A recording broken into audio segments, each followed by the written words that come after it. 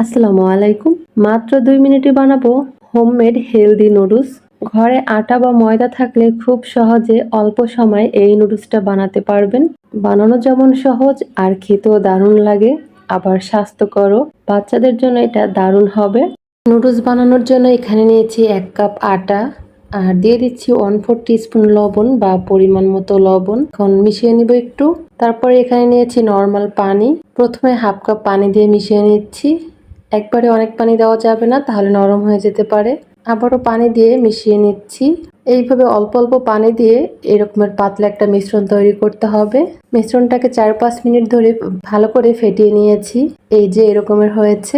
মিশ্রণটা ঠিক এরকমের হবে, অনেক পাতলাও না অনেক ঘনও না। এখানে নিয়েছি একটা বোতল। বোতলের মধ্যে তৈরি করে রাখা মিশ্রণটা দিয়ে দিব। এখানে নিয়েছি বোতলের মুখটাকে ভোমর দিয়ে একটা ছোট ছিদ্র করে নিয়েছি। চুলায় একটা প্যান বসিয়েছি আর প্যানটায় হালকা একটু তেল দিয়ে আবার টিস্যু দিয়ে মুছে দিলাম। এই যে এখন এই বোতলটাকে শুধু এভাবে ঘুরিয়ে ঘুরিয়ে দিলেই নুডলস হয়ে যাবে। এটা বানানো একদমই সহজ আর এই নুডলসটা হতে খুবই অল্প সময় লাগে, 5 থেকে 10 সেকেন্ড সময় লাগে। আর নুডলসটা বানানোর সময় অবশ্যই চুলার আঁচটা একেবারে লোতে রাখতে হবে। একটা বানিয়ে নিয়েছি, আমি আরও একটা বানিয়ে দেখাচ্ছি। এই যে বোতলটা শুধু এভাবে ঘোরালেই হয়ে যাবে।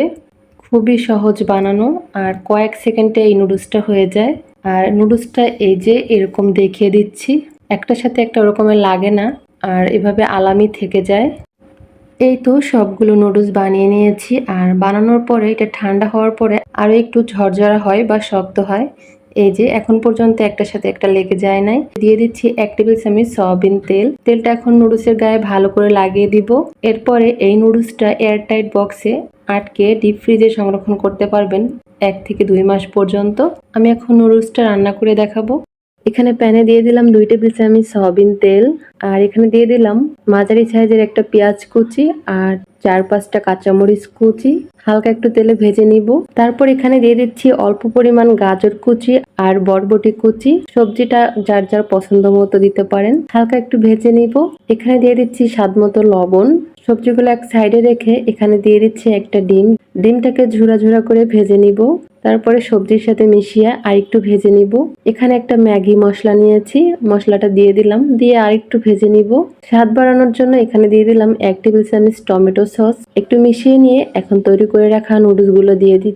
নুডলসটা দিয়ে এখন ভালো করে নেড়ে চেড়ে সবজির সাথে মিশিয়ে নিব। নর্মালি আমরা বাসায় যেভাবে নুডলস রান্না করি সেভাবেই এই নুডলসটা রান্না করা যাবে। আর খেতে দোকানের নুডলসের থেকে এই নুডলসের স্বাদ বেশি হয়। নুডলসটা রান্না করা রেডি। কতটা লোভনীয় হয়েছে, কেউ বুঝবেই না যে এই নুডলসটা হাতে বানানো হয়েছে।